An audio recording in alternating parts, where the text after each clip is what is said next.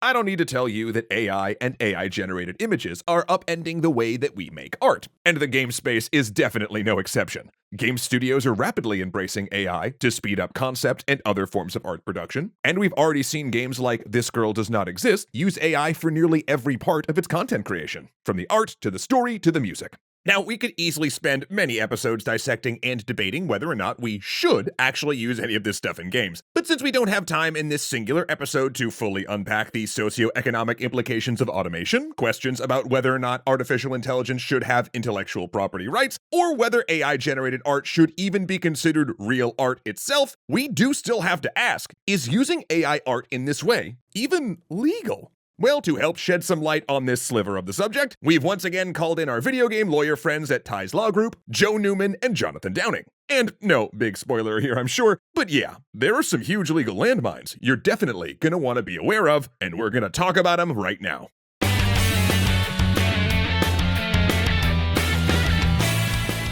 Thanks so much to Ground News for helping to keep us in the know.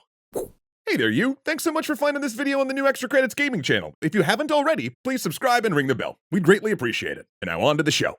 Hey, did you hear the one about how this video doesn't constitute legal advice, and the opinions expressed here are Joe and Jonathan's own, based on their understanding of United States law with a little of my own mixed in there, and do not necessarily reflect the views of Ty's Law or its clients? Yeah, turns out you should really see a real-life and not animated lawyer for any specific legal advice in your jurisdiction. Hey, wait, that was supposed to be a joke? Who wrote that crap? Oh. Now, there are two main questions Joe and Jonathan always get when it comes to using AI-generated art in the video game development world. 1. Will I get sued for this? And 2. Will I own this when it's done? AKA, could I use this, to sue somebody else? So let's start by unpacking that first question into a series of steps that all creation of AI art follows. A person gives the AI a prompt, the AI creates an image based on that prompt, and then the person uses that image somewhere else. And as you'll see, you can run into legal trouble in any of these steps. At step 1, this is pretty straightforward stuff. If you prompt the AI to infringe, for instance typing in something like, "Make me Iron Man," and then the resulting image looks like Iron Man, you've essentially told the AI to create an unauthorized derivative work of Iron Man. And that, my friends, is likely copyright infringement. Same goes if you feed the AI an image that you don't own and prompt it to build from that. Now skipping over step 2 for a moment, step 3 is relatively straightforward as well. Most AI services have legal documentation, like a terms of service that says what you can and can't do with the images you create with them. For example, Dolly's terms of service say that you can use the images you create for commercial use, but only if you don't depict violence, sexual activity, illegal activities, obscene gestures, harassment, etc. If you are a free user of Midjourney, on the other hand, you can't use the images for any commercial purpose. You and your lawyer should carefully review the license terms of any AI service you want to use, even if the AI-generated content doesn't actually end up in the final product, since it could still violate the AI provider's terms. Also, something you might not have thought of is that your prompts to the AI service are likely not confidential, i.e. anything you prompt might be used against you in a court of law, so it's a good idea to create internal policies and procedures, ideally tailored for each AI service you use, that describe acceptable prompt parameters. Because even if you didn't intend to infringe, there's a definite possibility that the work the AI spits out still ends up substantially similar to someone else's existing copyrighted work. And unlike, say, a human-run design firm, you're not going to be able to get the AI service owners to indemnify you, i.e. defend you in court if somebody sues you down the line. Therefore, it's just good practice to run any resulting image you make through a service like Google Image Search and use your judgment to see if it's too similar to something already out there. And one last note around this topic, which of course should go without saying, but I'm going to say it anyway. If your work is closely inspired by an artist's existing work that you are not paying, change it, and never try to pass it off as the artist's actual work.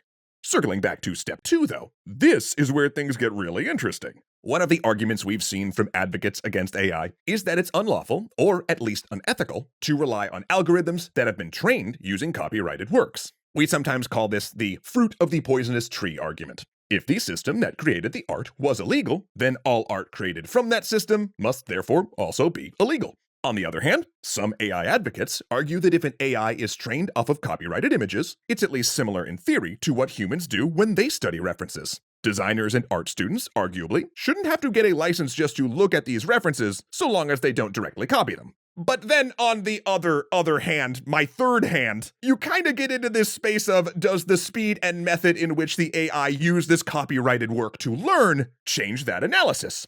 I mean, I personally think so, but I'm not a lawyer. And should an AI even be able to use an image as a training reference if the artist has specifically told the AI not to? Joe and Jonathan tell me this is one of the key legal battles facing this new field, and it is very much unresolved.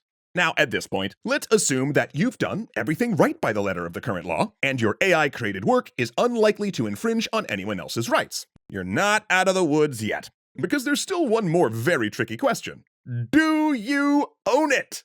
Well, the US Copyright Office has already decided that art authored by artificial intelligence cannot be copyrighted. A human being who directs an AI to make that art might have an ownership claim, but it's still unclear whether they own the entire art or just the written prompt used to create the art. The takeaway being, even if you use AI as a tool to help draft your ideas, the final content that makes it into your game should still be made by a human author. Then, not only will your studio be paying artists, but you'll also have a clear record of copyright assignment from the artist that is being paid to your studio, making your claim to ownership much clearer. Wow, would you look at that, Zoe? Turns out there's a good moral and legal reason to keep us humans around after all. But what do you all think? Do the legal worries around AI art make it too risky for commercial use? Or do you fully embrace the AI art, air quotes, renaissance? Let us know in the completely human-generated comments below, and we'll put Joe and Jonathan's links in the description in case you'd like more advice on this topic. And then if you want to go even beyond lawyer speak and get into the myriad of other opinions about AI from a ton of different and diverse perspectives, a really good place to start that exploration would be with today's sponsor, Ground News. In case you don't know, Ground News is a really helpful website and app that I use to help me not only get the news I read, but also compare exactly how news stories are being covered across the different news outlets from both around the world and around the political spectrum, which I just find super helpful when I'm trying to figure out what's going on with like conflicting information or sensationalized coverage or seemingly endless social media feeds that I just melt my brain at this point. That way, I'm more confident that I can find the whole story that I'm looking for. And actually, when you do go beyond the individual articles, you get to use things like their bias distribution chart to see all sorts of interesting information about the various media outlets you get your news from. Everything from stuff like factual accuracy, that's important, to political leaning, oh heck yeah. And even who actually owns said media outlet. I found that one particularly interesting. All in one easy to read location that helps you not only spot media bias, but just better understand your own personal reading habits. And of course, because biases are kind of like ear holes, everybody's got them. Ground News has this other really cool feature called a blind spot feed, which basically shows you all the news stories that you probably would be interested in, but that aren't talked about as much at your regular news haunts. Wait, they found a 17-pound meteor in Antarctica? Isn't that how the thing started? Oh boy. Okay, Zoe, you go get the flamethrower, and I'm gonna customize my news feed so I don't miss stories like this again.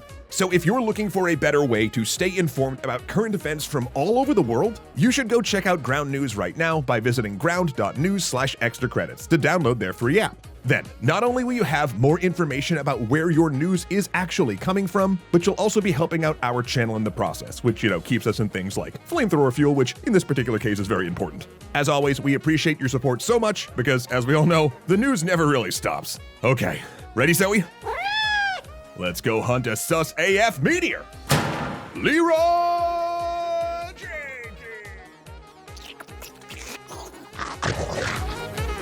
A million big old thanks to Skylar Holmes, Kuya Koi, Joseph Blame, Dominic Valenciana, Casey Muscha, Arcalite Games, Angela Valenciana, and Ahmed Ziad Turk for being fantastic legendary patrons.